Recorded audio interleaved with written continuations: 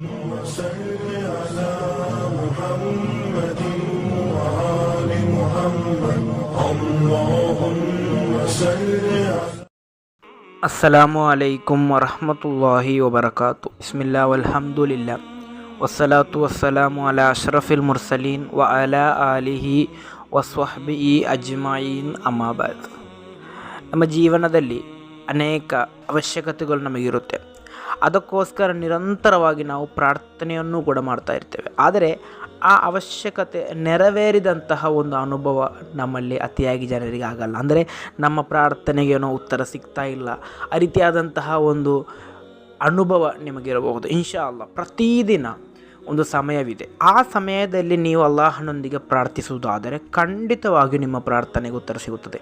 ಯಾವುದಾಗಿದೆ ಆ ಸಮಯ ಎಂಬುದನ್ನು ಹದೀಸ್ ಮೂಲಕ ತಿಳಿಯೋಣ.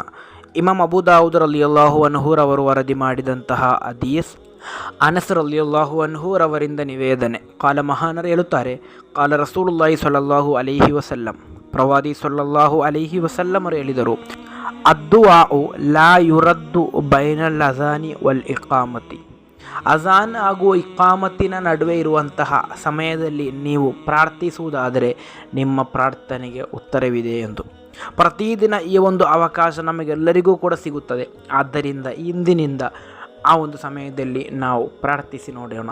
ಖಂಡಿತವಾಗಿಯೂ ಭರವಸೆಯೊಂದಿಗೆ ಅಲ್ಲಾಹ್ ನೀಡ್ತಾನೆ ಎಂಬಂತಹ ದೃಢ ವಿಶ್ವಾಸದೊಂದಿಗೆ ಆ ಸಮಯದಲ್ಲಿ ನೀವು ಪ್ರಾರ್ಥಿಸಿ ನೋಡಿ.